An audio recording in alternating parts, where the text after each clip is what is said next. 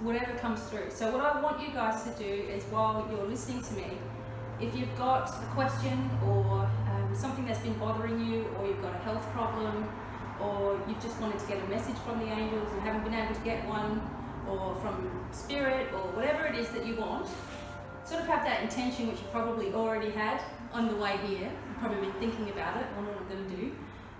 And just have it on your mind, because then the energy starts to come in.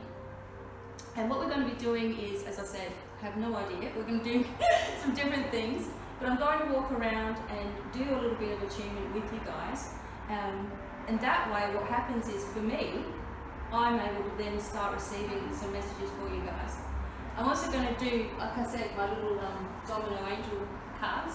I'm going to do a message for everybody on here and sort of talk with you personally as we go around, which is good that there's only this many, because so we've got all the time in the world. And sort of see, I can tell you what it says on the card, but then the intuition starts to kick in. So there may be some things in there that you know, you haven't even thought of, but it will click in sort of into your mind. So most of all, we're just going to be able to talk freely about anything and everything. Also, like on healing levels as well. I've been doing a lot of healing work since I've been back in Adelaide. I don't know if some of you know that I've been over in the UK for a couple of years. Oh, and I'm glad to be home. I just about kiss the ground when I go home. Yeah, I've been over there for a couple of years, and it was a lot more difficult to sort of get out and see people. But in that time that I was over there, it gave me a chance to sort of do a lot more study and things about, you know, where I want to take business, where I want to help people, because I'm always trying to help in any way that I can. That's how I am. But formulate something that's completely different than anybody else. So you know how you might go and have a reading from somebody and you just feel sort of weird when you leave, or you don't feel like you've got your questions answered, or they haven't really touched you in your soul. And I felt that there was a real, you know, like there's an old way of doing things, like the crystal ball and all that, and we're all moving past it. None of us want that anymore. We all want to have our own messages, and that was something I struggled with myself for many years. I thought, how come that person can do it and I can't do it? Do you know what I mean? And I found out through videos and talking to people and all of that, that many people feel the same way. But tonight, hopefully you will understand that all of you are actually getting messages, but you're not putting it together. So perhaps tonight I'll help you sort of join it all together, so that you can see that, you know, you're never alone, and that they're there, and that you can tap into it. So what else can I say about that? Have you, any of you all, sort of felt that there's something different going on in the world now? Like, yeah, you're feeling yourself like you might be just on the edge of something? And how many of you sort of have just finished or just began your spiritual journey? Like, anyone really new to it, kind of thing? Yeah. You guys are? Yeah. Yeah. So for you, when did you sort of think, okay, that makes sense? Like with your spirituality and stuff? Probably about 6 months ago. Yeah, something sort I of... came into contact with somebody who actually does healing. Yeah. And what she said made sense to me. So we started to talk, and that's when I started to think a bit more deeply about what's going on inside me, and how I work with the environment, and oh, you know, that's lovely. seeing You're a myself little from a fairy. different angle. So, yeah. Oh, yeah. that's lovely. Yeah. Yeah, and so something just resonates with our soul when we know it's right. It's like, ooh, we'll get goosebumps, or yes, I feel that kind of connection. What about with you, Lynn? Oh God, look, many years ago, you can laugh. No, I'm No, but you can. I used to watch John Edward. Oh yes. On TV, and a lot of the things he said, whether you believe in what he does or whether you don't, they just resonated with me. I remember a time he had an audience, and he was telling these people, asking these people, and said, "Do you have a three-legged dog?" And they go, "No, why?" And he said, "I keep seeing this three-legged dog." He said, "I don't know why." And they still couldn't work it out. They walked inside in their house, and in the china cabinet was this china dog, and one of its legs was broken. Oh. And it was a dog that had been given to him by one of his relatives, you know, so they didn't pick up on that connection until they got home. And I just always thought that was really significant, you know it, yeah. So it's definitely plugged in. Yeah. So yeah, John Edwards, obviously, when he does everything as a cold medium, as they call it, sort of just I'm getting something. And that was the other thing that I used to want to do, because my brother was killed in a car accident. So 27 years I've been doing this. I just wanted to sort of put that out there. Since I was, now if I say how, okay, so since I was 15, I started doing readings. Someone gave me some cards, and my parents were really, really religious. So it was like there was no way I was getting these cards out, but I was fascinated with them. And as soon as I started to sort of get them out and play with them when no one was around, I started to feel like I knew what they meant. Not from the book or anything, but just what they meant to me. And this was also something that I found people struggle with when they're trying to do cards or anything like that. They're trying to remember the book instead of thinking, how does this make me feel? And that way you get an awesome reading out of it. But I started that way, and a really, really long time ago. And I used to just sit with people and do these readings, and then I had children, and then I'd say, okay, Mum's going off to do her weird stuff, you know, and I'd go off and do groups and things like that. And that happened for years, and then my brother was killed. So I wasn't tapping into mediumship before, or I didn't think I was. I thought I was just doing readings for people. And then he was killed, and so I was fascinated as to what happened to him, which most people are, you know, we want to know. So my journey with the mediumship side, the angels, started to really happen then. And I think a lot of people, when you talk about angels, they think, oh, they'll be looking at me thinking I'm so rotten, you know, they'd be looking, they wouldn't want to help me. And through a lot of, you know, challenges and study and all that kind of stuff, I learned that they don't feel that way at all. People do. People are the ones that judge us, no matter what. But they hold this energy of, you know, love, unconditional love, like animals do, you know. And that's what they're trying to awaken inside of us, because they've actually given us like a piece of themselves to live with. So as soon as we start resonating with things, that's why I'm asking, as soon as we start opening up and resonating with things, it like ignites. And that's why we're determined and thirsty for knowledge, you know, because the piece of the angel that's with us sort of opens up, you know, and we start to change. And, you know, maybe people that were in your life before, you just don't have the interests with them anymore, you know, you fall apart from different things that you used to do. You know, all my friends used to sit around like the coffee table and just talk about everybody. And I found, like, if that happens now, I can't even sit in the same room anymore. You know, it's all different. So then you start to bring other people into your life, you know, through that process. But sort of back to the mediumship thing, I found that I had to make a choice with what I wanted to do. And there was a part of me that wanted to be a singer. That was something that I went to Los Angeles and I sang in Los Angeles on in a recording studio there, and I thought maybe this is what I'm supposed to be doing. And then it was the mediumship side, helping people that have lost loved ones. But I found that to be too traumatic for me, you know, to listen to and have to deliver and all that kind of stuff. So I decided to turn everything into teaching other people how to help themselves, working into a spirituality as everybody can fit into it, you know, changing the norm of everything, you know, working with healing and developing my own methods of healing instead of Reiki and all of that, where it's all stuff you can't remember. Like, they give you all these symbols to do, you can't remember that when you're doing it, you know. And again, taking out the word hard and making everything easy. So I'm hoping that, you know, tonight as we keep talking and things, you guys will go, oh, wow, you know, that makes sense, kind of thing. So just to keep it going a little bit, Deb, when did you sort of start to work? So I've been in and out of spirituality since I was probably 20, I think. But my husband, he was Catholic, so it was something that I couldn't really do or open up to. He was not, he would never accept it, so it's always something that I've looked at and tried to get him into, but there's always been blocks, and I guess I've allowed those blocks to be there.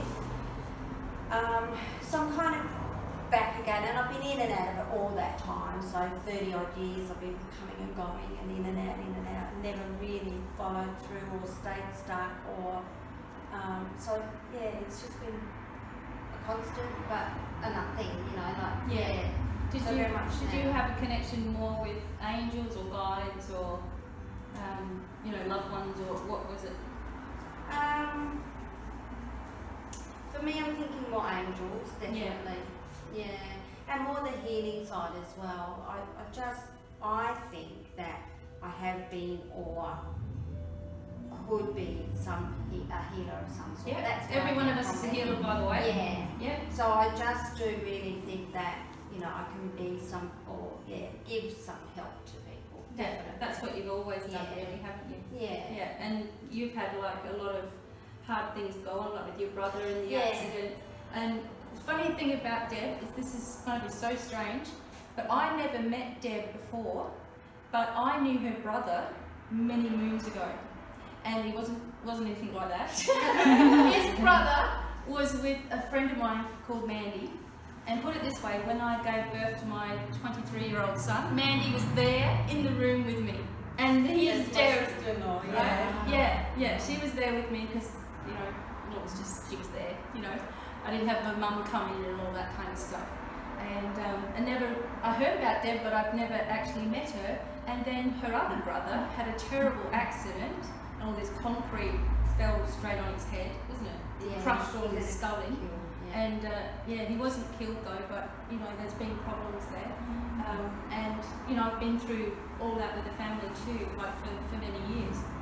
And it was just so awesome that she found me again. I don't know, you know, like, or met me through Mandy, and it was amazing since then. So she's been here, but I didn't know that you were. So that's good. I didn't know that you were into healing and all of that. Absolutely. It's just something So that, you know, you do. You just, it sits there though, and you don't really push it up. Okay. You just let it sit there and really sit there. I think a lot of people have that same thing where they think, what if I get it wrong? And you know, what if I'm hurting someone? How do I move forward with it? So if that's something that you want to activate tonight within you, so you understand it more, that's what I'll focus your attunement on. So I'm going to focus each of you on your own individual attunement as we go around. And what an attunement is, if nobody, I don't know, it's a big word, I guess. What it means is just getting your soul in alignment with you, not anybody else or what they're doing, but with you and where you need to go. And for some people, they want their healing to open. Some people, they want to feel well, you know, complete wellness. And some people want to connect with the angels and all of that. So whatever it is for you, that's what you'll get, like tonight. And what happens to you is, after you've had this sort of adjustment within you, everything starts to subtly change in your life too, to match it. Okay, because your vibration has changed, so everything around you sort of changes to match that vibration. So I'm going to do that for each of you. So you would like your healing abilities, and you would like, what would you like? I'm not really sure. Just maybe to come more in balance a little bit? Clarity? Yeah, I think that I'm very indecisive about that. My son says I always procrastinate. I can never really make up my mind. You know, even like he wanted me to put plants in the garden, and I couldn't even make up my mind what plants to put in. So, you know, it's like. Would you argue with yourself all the time? Yeah. So, what about? I might not like that one. You know, so it's more about having a clear idea of. Clear thinking. Yes, clear thinking. There we go. It's a good point. But also, all right, when you get into a conversation, you can start seeing where there may be blockages going on in the thought processes. So a lot of people overthink, and they drive themselves mental overthinking things until they talk themselves out of something, like sort of that kind of thing.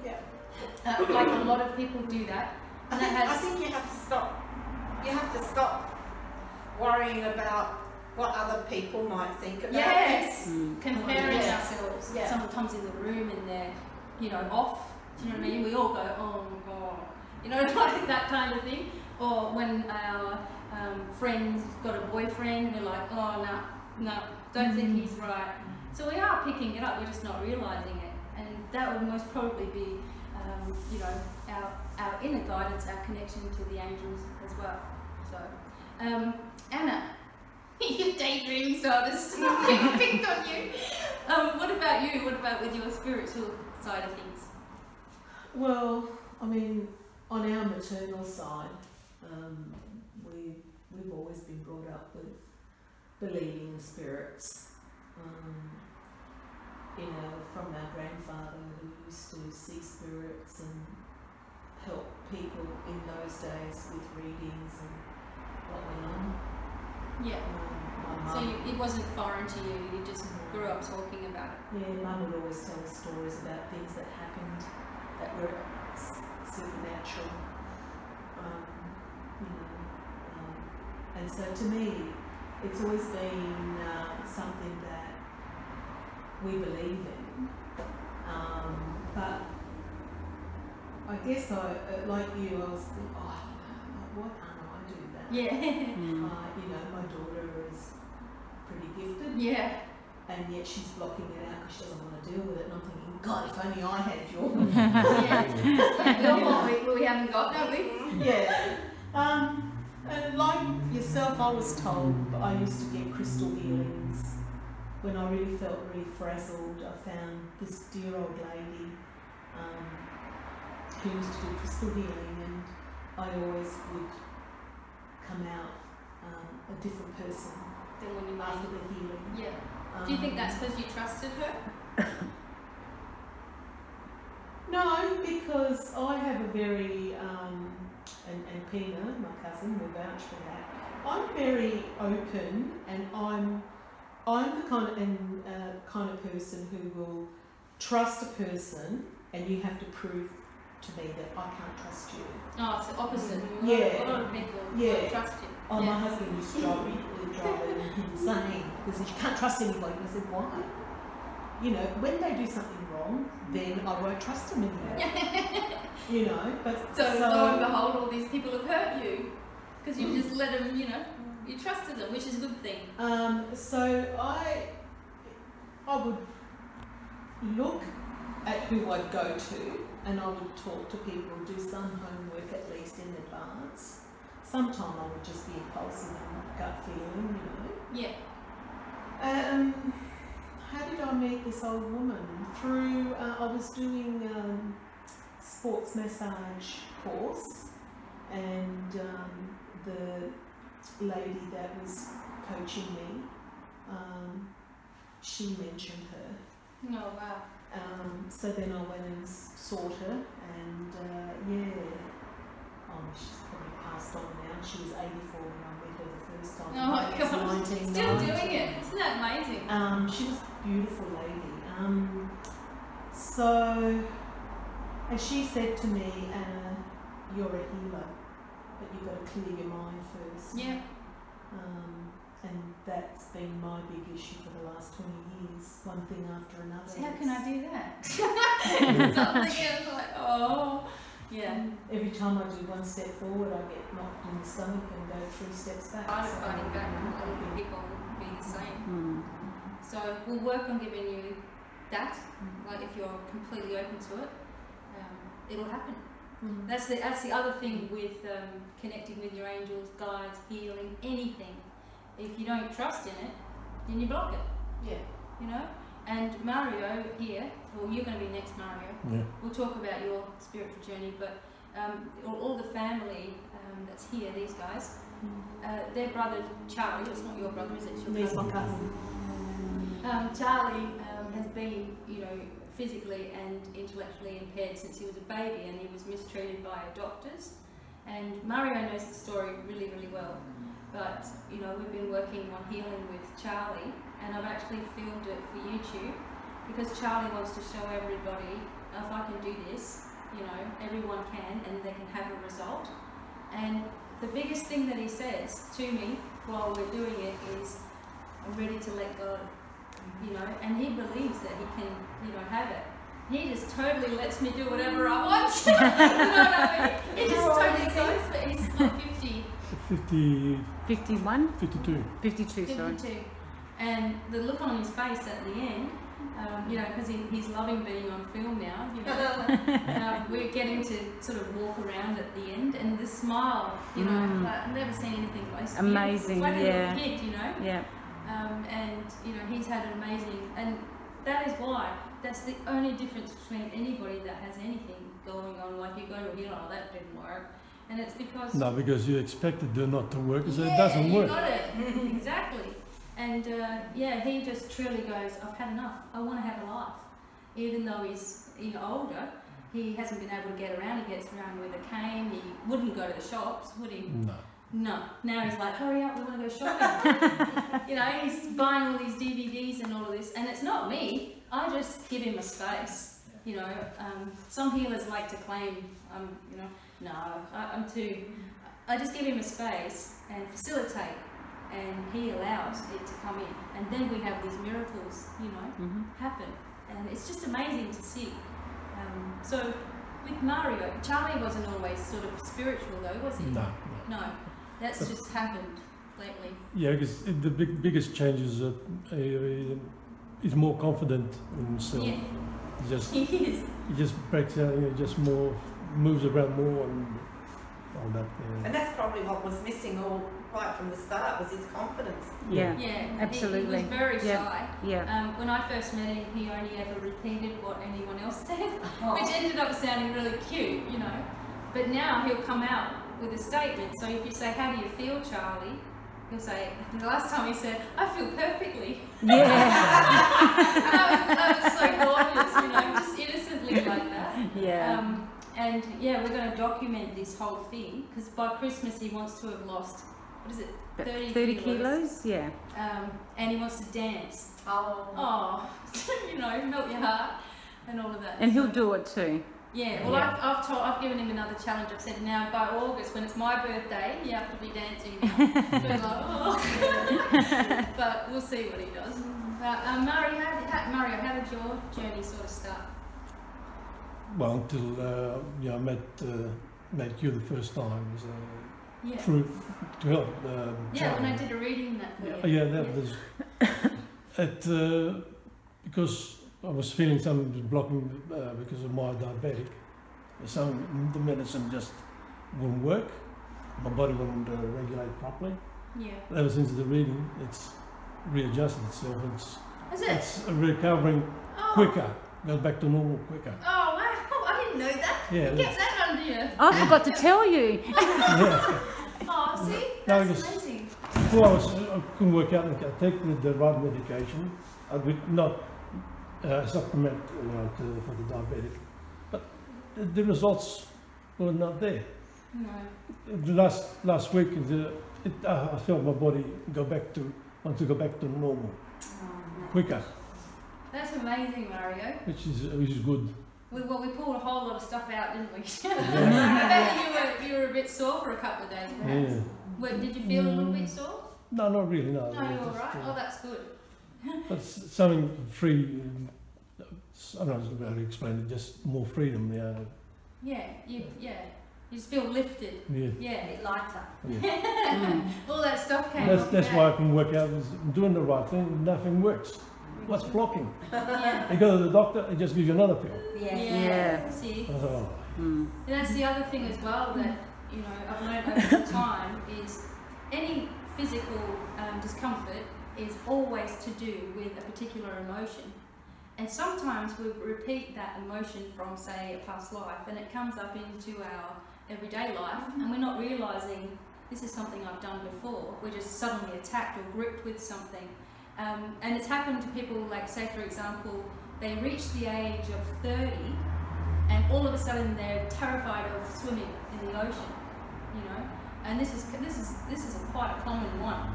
And so when you go back into it, the emotion that they're feeling is, I'm not going to survive.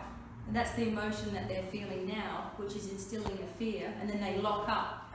And in most cases, when they lock up, what do we think of? We think of arthritis or something like that. We think about joints starting to, it's because we're terrified of what's on the other side, because suddenly we've reached 30, but yet you go to the doctor, he'll just go, here, oh gosh, that sounds like this, like treating the symptom and not the real physical like ailment, which can be found once we start talking to the person and tapping into it. And I found that is the most powerful thing of all.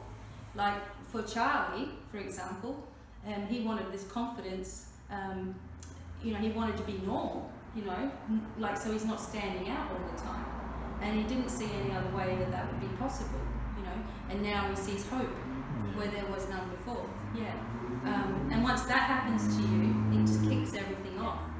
I've seen cancer patients who have come back to me with all of their evidence that the cancer's left the body. So one of them in particular was a doctor, and he said, well, I believe you, Becky, but, you know, I need to prove I'm a scientist, you know. And I'm like, fine, you know, that's fine. So after he had a healing, and it was actually quite a bit of a journey with him, and he finally let me in, if you know what I mean, stopped all the blocking. We got to it, and he came back to me with a letter and also with films, and they couldn't find any cancer. It was all in his nose. He was actually going to get all his nose and the palate of his mouth all cut out. Wow. I said, just come and see me, like, you know, we'll see what we can do. That's drastic. And you know, and little children as well. And because he's such a doctor himself, he's like, oh no, this is the best treatment. I'm like, really? You're going to cut your face open and suck through a straw? Come on, that can't be. It's got to be something we can do. And so it did take time. And in this particular case, he was given a couple of things that he needed to remember. And otherwise, he would draw that back to him. The first one was to remember when the trigger points are for anger. Because deep-seated anger was causing him to have this problem, like with the cancer in the face. So he knew what the anger was and where it came from, and so he needed to learn what the trigger was. And when he felt it inside of himself that I'm getting angry now, like I'm feeling this anger burning up, I need to ask it to God, you know. So he was given this thing, and the other thing was to totally forgive himself, because what he was telling me was that if he left his family, you know, and something happened to him, that he would never be able to forgive himself, so he's going to just sabotage everything now, walk out on it all, because they're far better off without him. And, you know, his wife was actually a friend of mine, and she was like, oh, we just want him home, you know, we don't understand this. So he had to forgive himself and allow people to help him, you know, not feel like he's a burden, that kind of situation. But unfortunately, he went really south.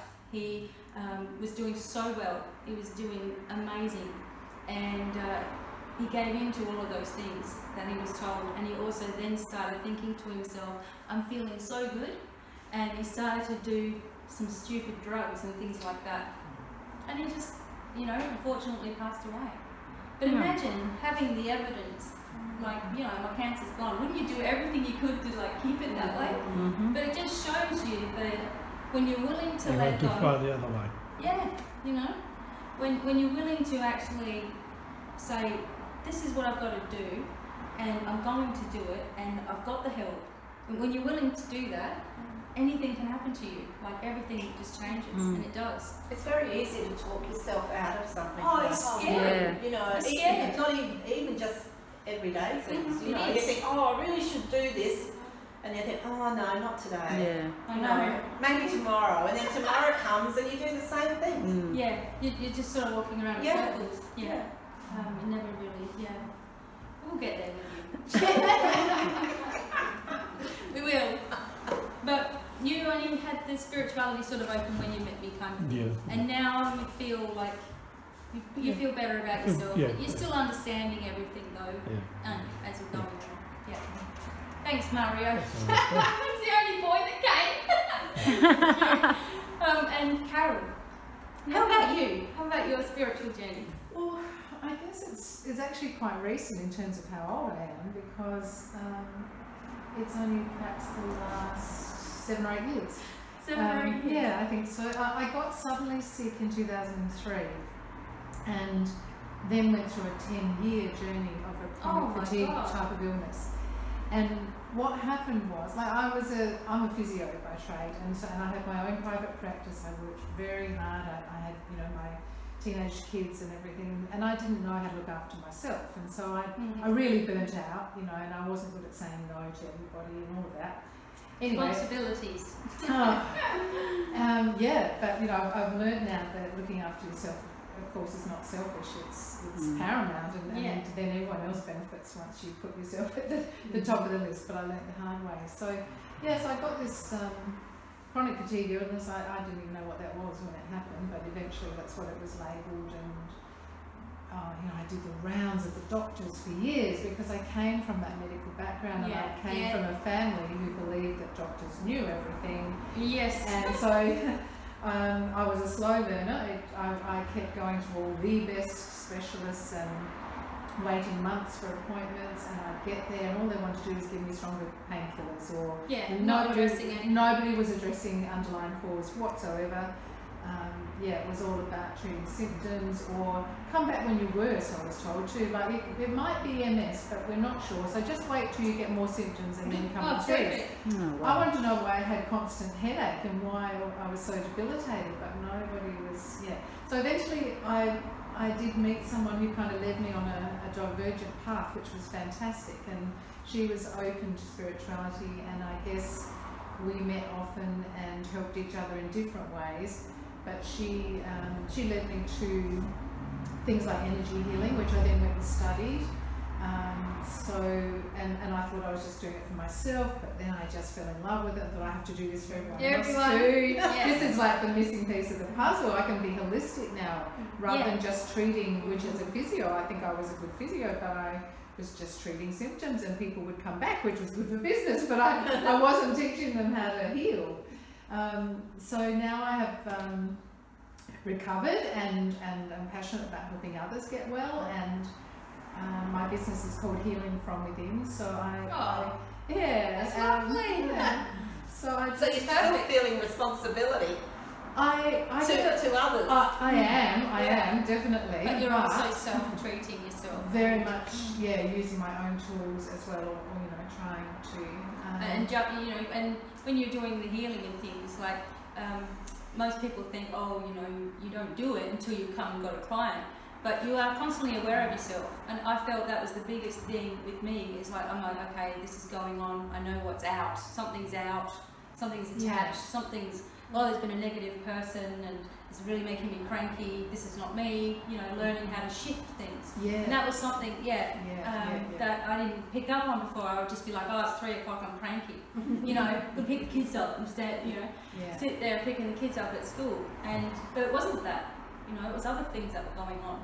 And I didn't want to believe that the way I was thinking was having a bearing on how I was feeling. I was very resistant to that. It was like, no, I know I'm an overthinker, but that's just who I am. No, can't be that. I was very defensive, I remember. It's not me. But it's just happening to me. But how freeing it is when you realise that that's what's going on, that you can change it. And the real journey begins, doesn't it?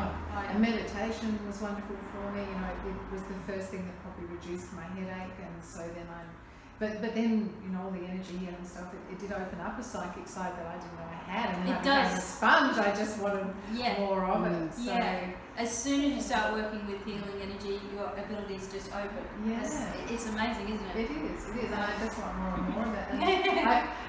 So I guess I don't really know. I've been watching you online for I don't know how long, maybe a couple of years. And, you know, drawn to your readings and stuff. And then when I saw you were here, it's like, well, she's here and she might not be here forever. And I need to come and meet you. Suddenly something happens, unlike everybody else. I think I'm set somewhere. And then something happens and everything's up in the air. I'll go over here then, you know. And so I'm in Adelaide, you know, and then it may be, I know I'm going to be in Melbourne next week. and then coming back again, and then I don't know where I'm going, you know. And I've stopped planning anything, which is difficult when you're trying to plan things for your work. You're trying to stop planning, but everything shifts, and I've figured out that it's not so much. Well, it's not so much that I'm doing anything.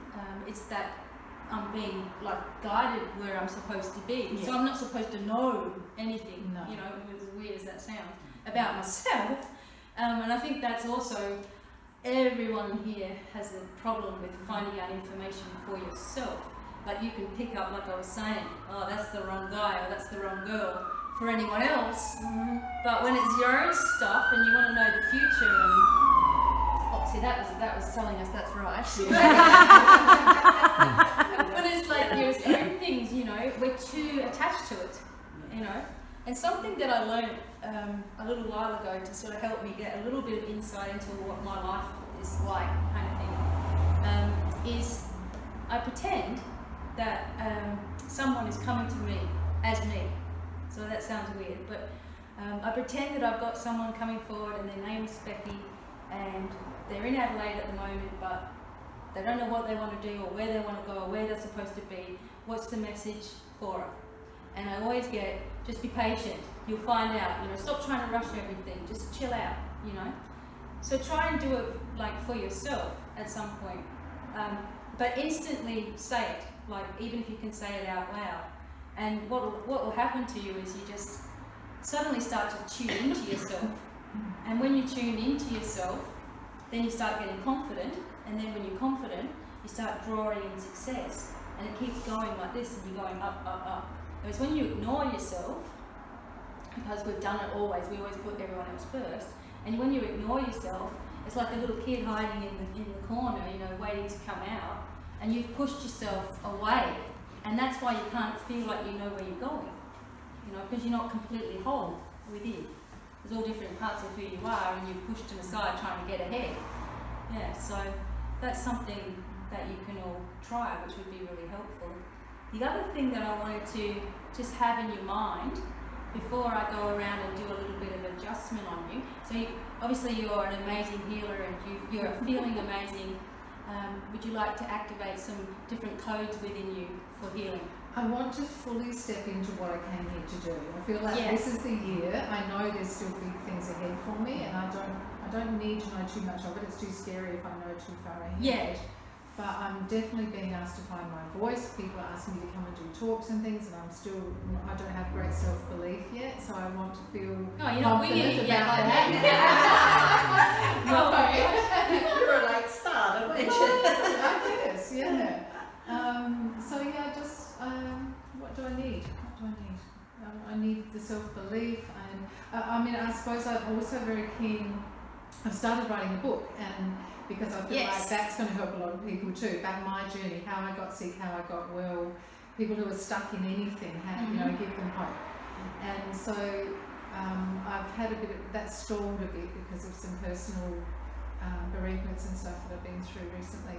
But I feel like I'm going to, I know that I can channel stuff, right? I know that when I really sit and I listen to the beings of light or whoever are talking to me, that I can write a question, then I write the answer, or I can just write stuff, and when I go back and read it, it feels, you know, profound. So I want to cultivate more of it. How do I want to get better at that? And so we can open up your channel and stuff. Yeah, cool. Awesome. Yeah. Is that too much to ask for? No, by you saying it, you said it. Yeah, that's perfect. Yeah. So that's why I wanted to ask each one of you, because you're figuring out what you actually want. Yeah.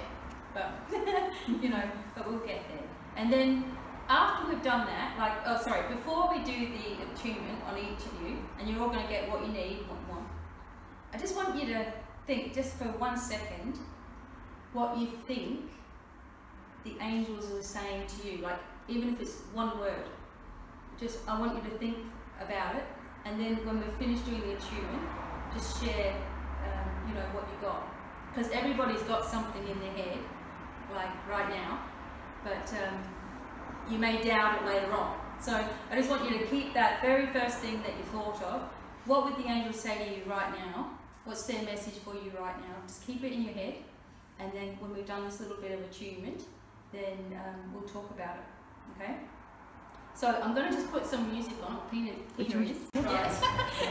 And say to yourself, I'm just going to allow whatever I need to happen now. And I'm going to go around, and then when I'm finished, I'll be able to help you with some little things that I've picked up. Okay? So I'll just be touching your head and shoulders for this point.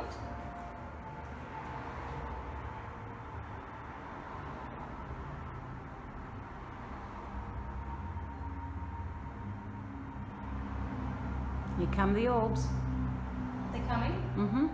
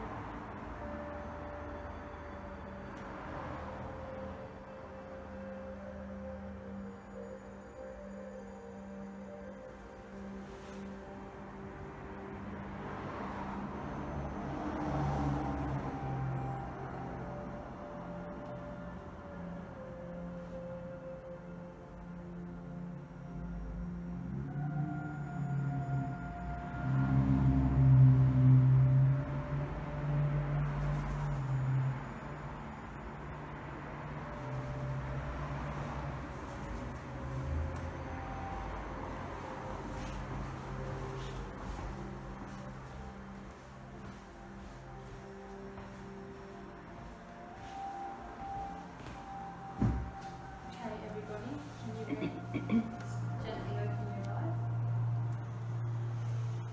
How do you feel? Like wanting to go to sleep? How do you feel, Deb? Yeah, really good. Did you feel, what did you experience like?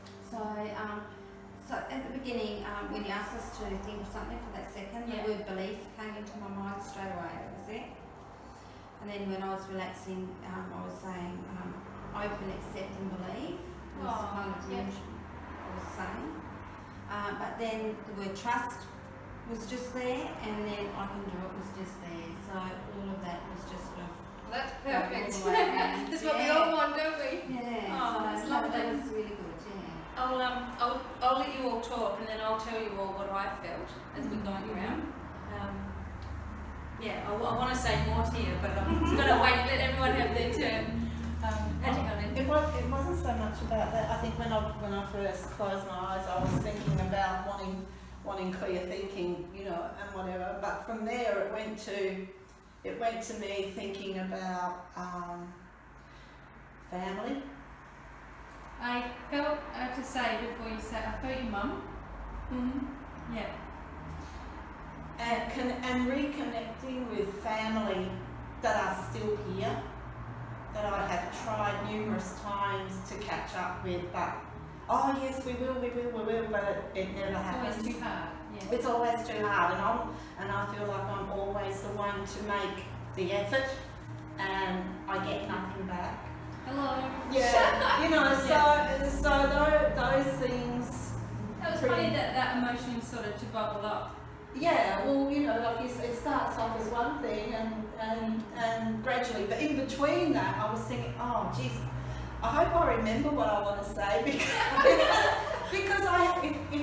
if I'm talking to somebody and they're talking to me and I think of something I want to say, and if they go on for too long, it's like, oh God, what was I going to talk about again? You know, I lose it, you know, so that all becomes with clear thinking as well, I think.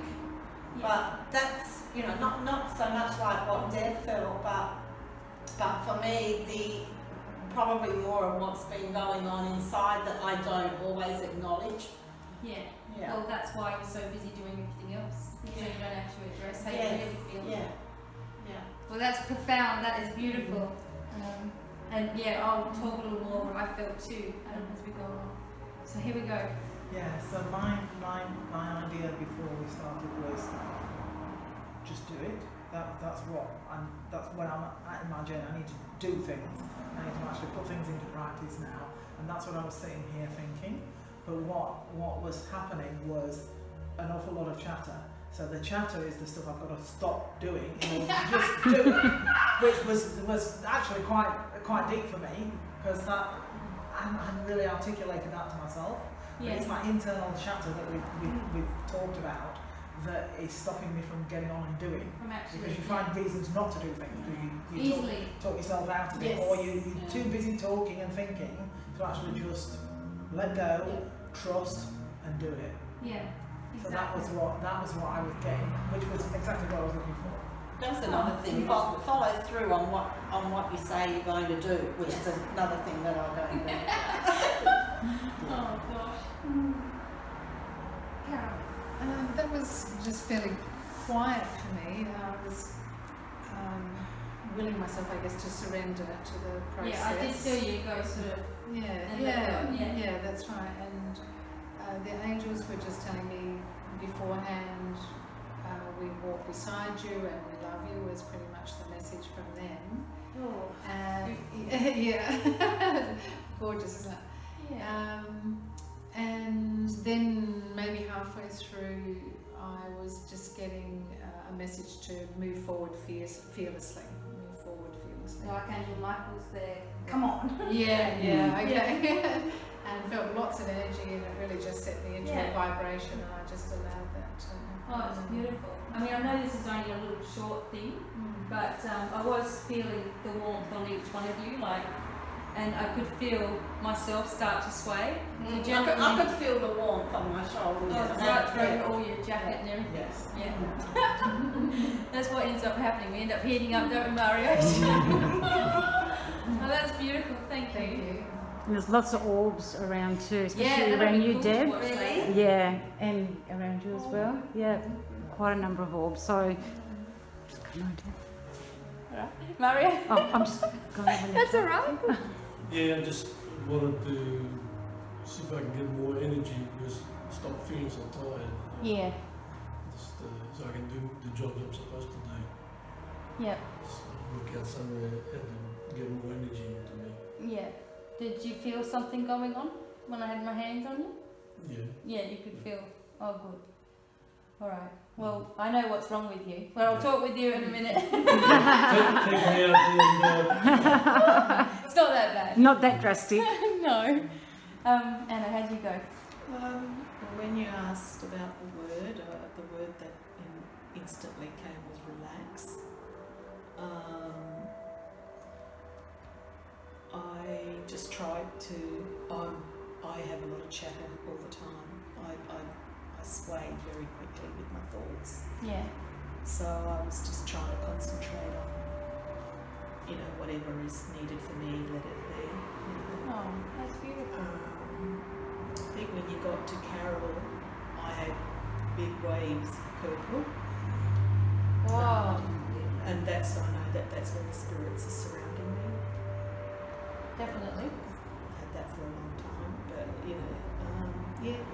when you got to me, I was just trying to, whatever is needed is needed. Well, that's beautiful, and that's where you exactly need to be for what's going on. But I felt this shoulder. Which one? That one? Yeah. That one had stuff in it going on. Probably compensating for that one. Yeah. That one's working harder than that one, believe it or not. Well, that one, I've got no that's feeling where I have whatsoever. all my pain. Yeah. Alright. So I'll just say what I felt like as I was going around. I know it's people say, how do you remember all of us? And I'm not remembering, I'm just remembering the energy. So like when I look at you, I remember the energy. And with you, Deb, I felt that you're often there, very much there for everybody else. It's actually making me a little bit emotional because there isn't very many people there for you that you can say, hey, I've got an issue. They're not there, but when they have an issue, you go, okay, I'll just drop everything and I'll get it right over, kind of thing. And I feel that may be a slight block with, what you want to do, like with healing or anything that you're doing, because you think, who would come? Who would be there? Who would want to listen to me? And I felt that you were letting that go though, so perhaps you were getting the believe and the trust and all that. Because when you get into it and you start lifting yourself spiritually and all those things, like I was saying, suddenly the people that are meant to be there are lifting you, So family members and all this and all that, they're staying in the same position, but you've moved up, so you're going to have to find friends that have also moved up, and that will just happen naturally. Yeah. But the most important thing is that you appreciate yourself, that you're gentle to yourself for who you are. Yeah. Realise your journey has been, a lot of people couldn't handle the things that you've been through. And from that, lift yourself up to that next level and say to yourself, because I've done all this, there is nothing I can't do, and I've done all this with all this crap going on as well. So you're on the next phase, and I actually felt all of you just go into it, like let it go, which is really, really good. So believe in yourself, you're worth it, all of you are worth it, no matter what anyone has said to you in the past. And you know what the other thing is? We all remember all the nasty things anyone said. We don't remember all the compliments. We're just like, and they go in our head. It comes down to the self-confidence, doesn't it? Belief, self-confidence. Yeah, because we've been picked on so many times, we think if we stand up and say, this is what I'm doing, someone will go, oh, how long will that last? Or what a pipe dream. But do we care? No. Even if they do, because what is that, the big saying, I love this saying, I'm going to tell you, hang on, I'm going to get it right. that Devine teaches, she has a saying, and she says, you can be the biggest, juiciest peach in the world, but there'll always be someone that doesn't like peaches. And when I thought of that, I thought, you know, that's us. It doesn't matter what we do, there's going to be someone going, oh, that's stupid, you know, like paying us out. But they're not doing anything. They're just staying in that thing because they actually wish they could do something. So they'll ridicule the ones that are, you know. So we're all just going to move forward, lift up, who cares what anyone thinks, and bring ourselves into that proper balance, you know, support, like where we need to be. And that's what I feel with you too, that word support for you, is that no matter what you've done or haven't done, doesn't matter. It's almost like someone will just say something anyway or make it up. So everyone else has believed but you, and I think I said that to you in the beginning, like, you know, you've said the truth and, you know, nobody listened. So for you with the procrastination, as you worked out yourself, it's to stop you from having that inner chat with yourself. It's to keep yourself occupied. Yeah. Because I always have to be doing something, otherwise people are going to think I'm lazy, people are going to think I'm stupid, people are going to think I'm useless. And that I don't know why, but that word sort of came to me as well with you. And I also picked up your mum. Now, I don't know whether, it was just mum or mum's here. So I don't know whether she's passed on. Oh, she has. And when I felt her, like the direction towards you was, it was all, what's the words? Oh, we always know that they love us, we know that, alright, but there was something in particular that she was trying to sort of say, and because it was only a bit of a short time, but it was almost like, okay, so it's like, you are perfect just the way that you are. It doesn't matter what else everybody else thinks. Can I tell you something? When she passed away, she'd been sick for quite some time, and we had a funeral. I got up at her funeral and I spoke and I said, you know, what a great mum she was my best friend and whatever.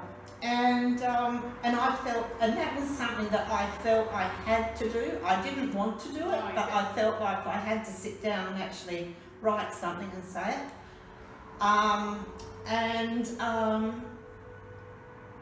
My sister-in-law said to me one day, oh, you never, you could have done a lot more for your mum. Your mum was sick in hospital and you went away.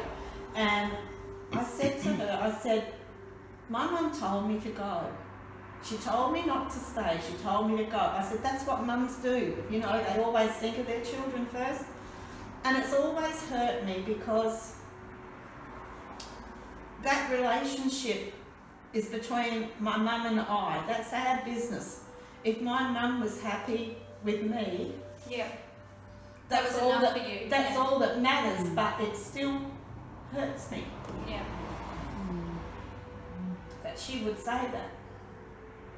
And one lady said to my sister-in-law one day, she said, don't make it a competition between you and Lynn because Lynn will win every time. Oh, so that's why she said it, so that would stick in your mind. Yeah. And you would constantly... and make me feel like I wasn't good enough, I didn't do enough for her. And well, she's told you you're perfect the way you are. And it doesn't matter what anyone else has said all this time. You know what you did with your mom. Exactly. And those moments you had, and you know what you talked about, and you had your time with her too. I'm feeling that it wasn't, you know, like as you said, everybody knew she was, but you had. Some people say I didn't get to spend. Oh, you did. Yeah. The last weekend I went and sat with her in the hospital all weekend, you know, and before that I was going every fortnight. I worked full time and I was going every fortnight, then every week, and you know, finally till the end I did as much as what I could do, and she understood that. You did as much as you could do, and your mum knows that, and nothing anyone else says even comes close, doesn't matter. No. And you know, as I said, they're going to think what they want anyway. Yeah. But that's only because they're feeling like they haven't done enough. I mean, it really is their problem. Projection. It's their problem. It's not The thing that she said was, though, that she said it when at my son's wedding, and after a few drinks, and that was a really hurtful thing. You know, it's supposed to be a happy day, and it ruined it. You know. You may never understand the motives of other people. No. I gave up trying to work. No. And then my son had a car accident. And broke his neck, and he was fine. He had a broken neck, but he could still get up and he could walk around. And I went away the day he came out of hospital, and she criticised me for that. And I said, we had a discussion, he and I. He said, go Mum. He said, because I had to cancel his plans to go to Melbourne the week that after he had the accident, you know. He said, I know what it's like to have to cancel my plans. He said, I don't want you to do that. Yeah.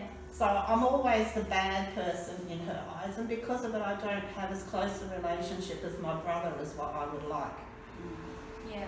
But once you start detaching your energy from hers, and rising up, which you're going to do, she'll be wanting to know what's happened. She might not say it, but she's like, something's different about him. You know what I mean? No. But you know what? Those people that criticise, they do it to everybody. Oh yes. And I'm sure she's always whinging and moaning. Nothing's good enough. There's always a lack. No, I've heard her say things that have come back to bite her. Yeah, and that's what happened. Yeah, you know, and I think, well, you know, you can't say one thing and then, you know. But it does bother you. It does. Yeah. It does, because you know you want a good relationship with your family. I've got 4 boys, and 2 of them don't speak to one of the other ones, whereas one of them speaks to all of them. And there's a go-between group. And one of them, the one that they don't speak to, is living at home with me at the moment. And the 2 boys that don't speak to him have not been to my house for 2-3 years, and that hurts, you know. But I've had it all out with them. I've told them how I feel. I don't think it's going to change, but at least they know how I feel, and I got to say my piece. That's good. Yeah. So what we do is, as a mum, instead of wondering and trying to fix it, say to yourself, you know, you were born in love. Yeah. Like, I looked at you and I loved you. All of you are the same. Yeah. So I'm going to bathe you in love from now on. Yeah. And imagine that there's this pink light always around you. So anything that's coming in gets bathed in love. Anything that's leaving you gets bathed in love before it goes. And I found that was a really good thing for me too. That way you're not contributing to any of the angst. No. And they may just work it out themselves, you know, and go, I was really nasty. You know, I was really nasty, and I said, so what? I said, you're not going to speak until the day you come to my funeral. I said, well, who's not going to come to my funeral? Yeah. Because you're not talking. I don't want that to happen, that they come and start talking to each other after I've gone. I want it to happen before. So by doing this detachment thing as a mum, then it leaves them bathed in that, where they will then come to that decision. And I know what you're worried about, you know, but that's keeping a worrisome connection to them. Yes. Yeah, which you don't want. No. You know, you only want the best. You want everyone talking and all the peace in the world. Yep. So that's what we visualise, and then they have that. They sort of feel the boost of it. They don't feel themselves scattered like we are. Yeah. They'll just feel this engulf, and that might be the very thing that changes things. But let them work it out. Yeah. And say to yourself, you know what? They'll come around. They will. And then everything will be able to be talked about. There's some kind of misunderstanding. Someone's got their nose out of joint. Yeah. Yeah. And they feel you've taken sides. Yeah. Yeah. But you haven't. You're just living at your house. It's like, what can you do? You know. Yeah. It's like I wouldn't. There's not one of them that I would turn away if they ever came back. Yeah. You know. So I'm not treating any of them any differently. It's just that this one has come back, and he needs a place to stay. Rivalry between them, the jealousy for your attentions. Yeah. So you can't, you know. They have to work that out, and you have to come away from it. Yeah. And then they'll come chasing Mum. That's probably your way out. So I hope that helped you. Yeah. I feel a little bit better. We'll do another little message too. We'll keep going, but yes, what did you get? So what I was looking for was that, I guess, to remind me and to make me think about just getting on and doing things. So that's what I felt. What did you feel? I felt with you that the first thing that I felt with you was that you were blocking with your ears. So I don't know if you've got an ear problem or you had one, but the ears felt to me like you were shutting them off, like you don't want to hear stuff. Okay. Maybe because you do the inner chatter or whatever, or maybe you don't want to hear what people have got to say sometimes when they're just opinionated or whatever. Yeah. But whatever it is. Sometimes I have to do that because if I listen to what everybody said, then it would get to me. So you have shut off. Yeah. She's protecting herself. She's protecting herself. Yeah. So that's probably why sometimes you don't feel like you're getting that guidance as well. I also felt with you that there was this deep sense of loneliness sometimes. I don't know if loneliness is the right, maybe aloneness. Although you've got your sort of day mapped out and you know what you do, there's still that emptiness or that feeling there at times that you would like to be filled up. Makes sense. But you're coming to a point, and I really felt this when I was holding you, that you're coming to a point of stepping over that, you know. Absolutely. And I feel that there are new people that you're meeting that's leading you in an even better. I even feel that you might move somewhere. Or maybe you've just been thinking about it. Oh, she's laughing. But this is the step you need. So you're on the edge. And maybe it is risky, maybe it's different, maybe it's not everyone will understand. But you're at the point where you don't really care. And you've needed to be there. Yes, that's right. I see myself going in potentially in a different career direction. Right. So that's what it is. And that may take me to places, physically to places, and certainly to environments and into company that I'm not used to, that I've not been in before. So that's definitely on the cards. But you actually have the confidence to do this. Whereas before it may 6 months ago I wouldn't have. No. So in the last 6 months while I've been on this journey that I've started on. It's opening up. It's opening up, and those possibilities that would absolutely not have been on the radar 6 or 8 months ago are now there, and I'm just waiting to see which direction I'm going in. And I'll know when the time comes when I step over that threshold. I will see which door's opening, and that's the door I'm going through. Oh, that's fabulous. To see what, you know. And there are so many. There were no options. There was only one way forward 6 months ago, and that was all I could see for the future. And now anything's possible. And I just don't know what's going to come in from left field or right field. Something's going to come, and I'll know it when it's there. I'll see it, and things will unfold the way they're meant to. And I feel that now, and that's something that I would not have said or thought. About it, I'm incredibly excited about it. I can't wait to see what's going to happen next. That's fabulous, isn't it? And it's everything that I'm thinking about now, right now, is I need to do things, because the next thing I do is going to take me over that threshold and going to take me onto that journey. I'm just kind of teetering on the brink of. You are, you know. That's exactly what it is. And it wasn't nervousness. I felt it was excitement. And you know that to look too far ahead, you'll get anxious if you do that. That's right. So you are patching yourself out. And I don't think you're going to be feeling that aloneness too much longer. I think you're probably going, oh, I wish I was alone. You have so much going on. Just literally in the last couple of days, something I've been thinking about in terms of the aloneness has been, it's been about social interaction.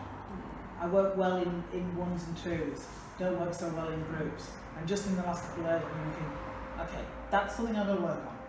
So I've got to find opportunities to take me off out of that comfort zone, to give me more experience, more practice, and give me more confidence in larger groups. And I'm gaining that confidence because it's coming from within.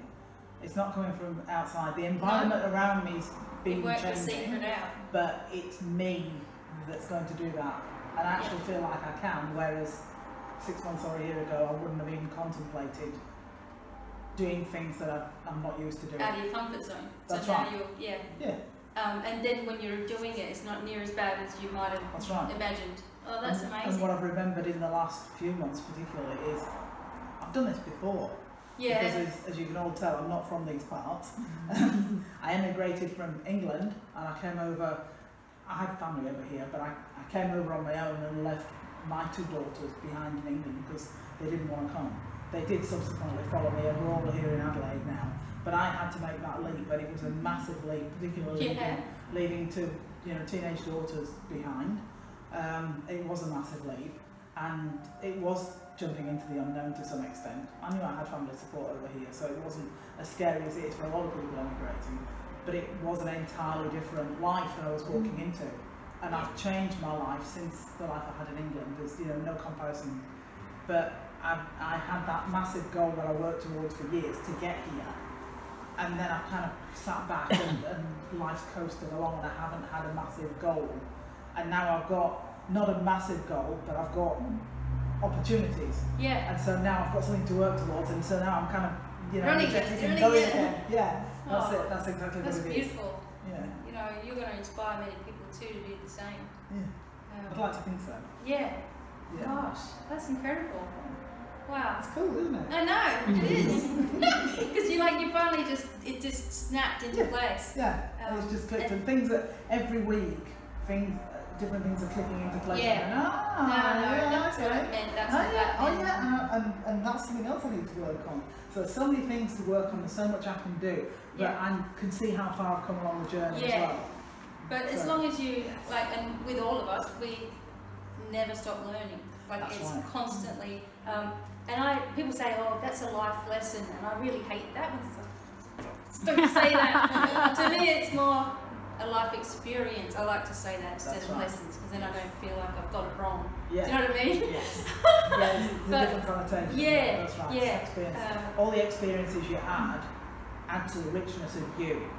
Yeah. And then that radiates out of you to everybody else. That's right. It's like what you were just saying to Lynn. What comes out of you in terms of your family, if what comes from you is unconditional love, rather than worry about them, that energy will dissipate and they'll sort themselves out. It's like the jar of love opens and they finally get it. Yes. Yeah, that's right. And we're all trying to figure ourselves out on the journey. That's right. And we've made it complicated in the past with this head doing its thing. But hopefully now, you already are with it, that you'll catch yourself and switch it. So instead of nervousness, I'm excited. Instead of worry, I'm really aware. I'm just really aware, instead of pain, I've got discomfort, there must be something going on with me emotionally, Instead of fear, say to yourself, the fear can be turned into, I don't know, what's a good word? Fear, anxiety, that can be turned into, say, anticipation. Joy, anticipation, those words. And if we start catching ourselves doing that too, we really start to strengthen, because we're not letting any of that get a stranglehold on us anymore. And you either do it or you don't, that's where people end up at. And like I was saying with healing as well, you either want it or you really don't. Because if you want it, you just let go, listen to your body, change your way you're thinking, and it happens.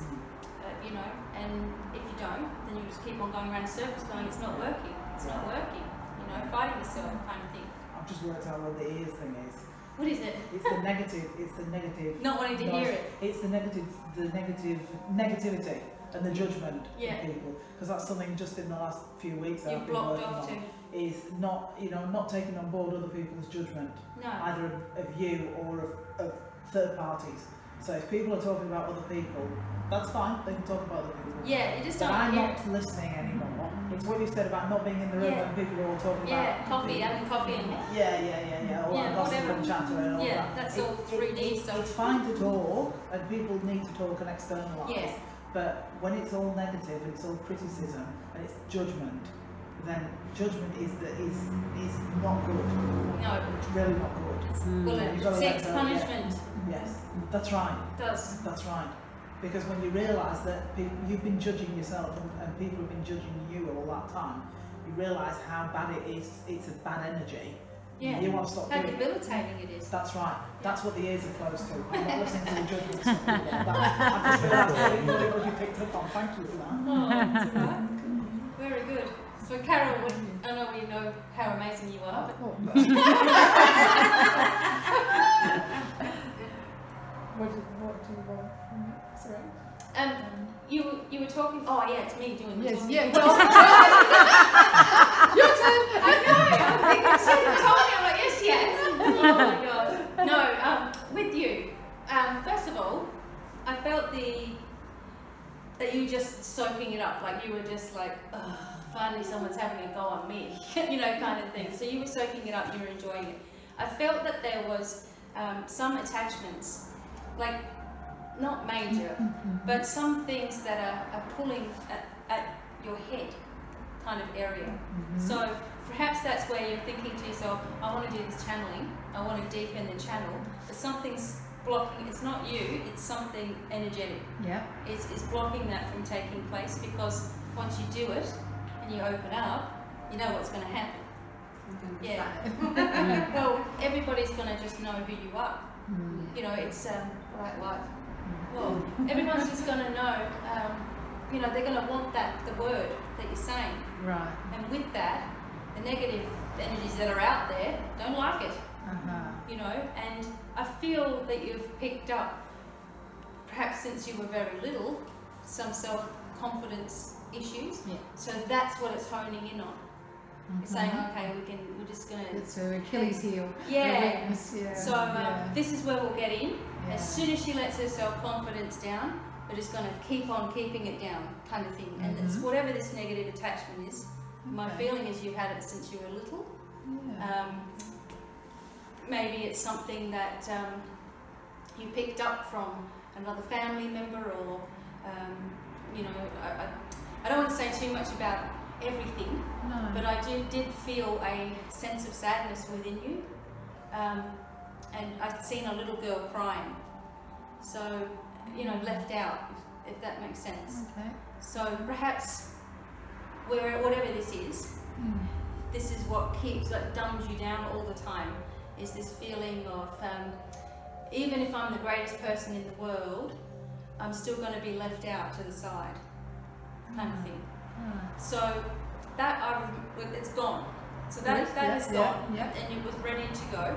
You let it go. Okay. So I just helped it along a little bit and sealed this over. So Archangel Raphael liked to come in with you, and there was also other guides that came through. Everybody had different guides. It was, it was, you know, for me as well. But I felt this particular guide, and I want to tell you about them because I don't know, you may resonate. But I felt the symbol of a triangle, and I seen it's like a, I'm going to call them a Palladium, because do you know what I mean when I say Palladium? Kind of like an ancient culture. Yeah. Well, the Pleiades is the star cluster called the Pleiades. Oh, okay. Yeah, and right. There are, you know, people that come from different planets and things, and I felt this one came from the Pleiades. So he was wearing a really, really long white cloak with gold trim down both sides, and a big golden triangle sort of with a chain here. I know, right? Wow. Thinking about it. And the hair was very yellow. So I normally think blonde, but it wasn't. It was like actually yellow. And I didn't pick up names or anything like that because it was too, you know. Yeah. But the feeling was, you know, we're here, like, you know, we're ready when you're ready. We're ready when you are, if that's the word. Yeah. And I would think to help not only with channeling, but opening up a new area of your healing. Okay. So, you know, creating something, sort of like I've done, created something for myself. It's like you have all the knowledge behind you, but then you're branching off and you're developing something because you love to study, you know, and have it all there and have all that knowledge. And that's what you're going to start channeling in. Different ways of working with people. And with that, you're going to start to get like big, but it's not going to bother you because by the time you're ready to do it, you're ready to do it. Yeah, okay. So don't think about it now. No. Because if you're standing up there now, you wouldn't be ready. Yeah. But when it comes, you will be. You can't see that now. You know, people used to say that to me, oh, one day you're going to do videos. I'm like, no. You know, I didn't want to do that. Yeah. But I knew when I was ready, I would. So that's what you've got to tell yourself. I may not be ready right at this moment because I'm gathering my information. But then one day I'm just going to wake up and I'll have a determination. Because we always do everything with a determination. You know, if we're not determined to do it, we don't do it. That's the same with this and speaking. And you're going to be brilliant. Because it'll all be there. Because you're not doing anything. It's like when I'm standing here, you know my personality by now, you know, silly and all of that. But all the information coming through is channeled. With my personality behind it, you know. So that's what's going to happen for you. But it's, you know, it's a book, it's everything. It's there. So try to see if you can connect in meditation. I did get the feeling that he would show himself to you. Ooh, okay. You know, when you're ready, but you'll feel it more than, you know, and that feeling will become a knowing, and the knowing will become word, and, you know, that'll all become vision. It'll just all work together. So, you know, it's a very special time for you, you know. And also a long time coming was another message for you too. Yeah? Most of my friends are retiring. I'm in my 60s and here I've got all this ahead of me. It's amazing. It feels like this is going to be my best decade ever, but it's crazy. You know, one of my dear friends over in Melbourne is 65. You wouldn't know it. And you feel like the same energy, you know, like she's just raring to go all the time. I've been, where you been? Oh, I've been to another gig. Yeah. You know, but she does her healing work and it's just opening now, the same sort of thing.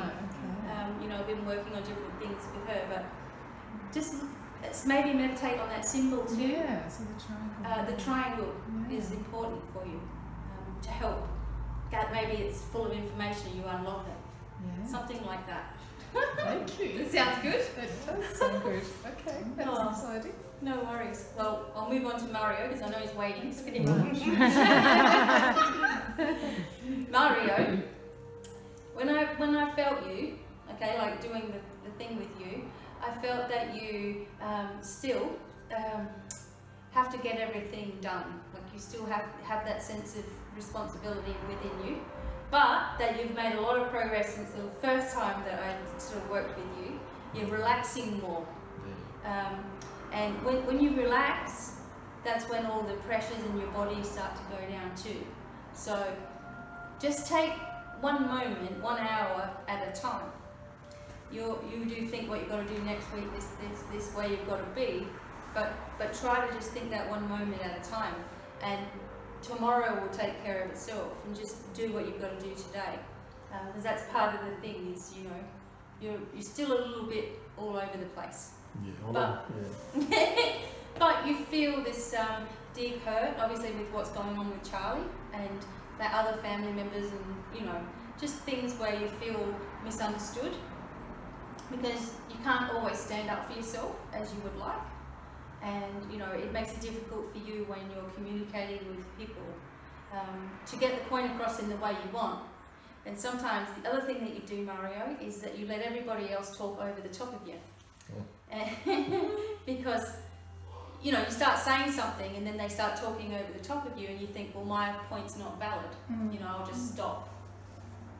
You got to keep on saying, excuse me, I was talking. You know. He does it to me. He does. I'm dobbing. And the other thing is that you need to know that no matter what anyone else thinks about your care of Charlie, that you've done the best thing for Charlie. And you know, you are the best person for him, and you understand him really well. You know, you get along with him, you're the best brother, and he'd be lost without you. So yeah, I feel the sense that without me, it'd be, I don't know where it'd be. Oh yeah, exactly. You know. That's what I mean. Concentrate on my health. Yeah. Stay as healthy as so you possible. could be, and don't think to yourself, oh, I'm a certain age, so that means all this is going to happen to me. You know, look at Carol. She's like, I'm on a new lease of life. Like I'm like 25 again. You know? And you're the, you know, you can do that. You've seen what happens when you let go. You've seen what's going on with Charlie. He's becoming a new person, and he doesn't fit in everywhere. You know, we do. You know, but he stands out wherever he goes. He wants to fit in, and he's letting himself. So let yourself as well. You know. And don't be hard on yourself. I know that you had a tough upbringing and there were certain ways of doing everything. If not, then there was a consequence. You don't have anyone to answer to anymore. You know? Just me. Just you. That's right. So if you're happy with what you're doing, who cares? You know, what everyone else is saying. But, you know, you've come a really long way and you need to be proud of yourself a little more. Thank you. Okay. So I hope that helps. Yeah.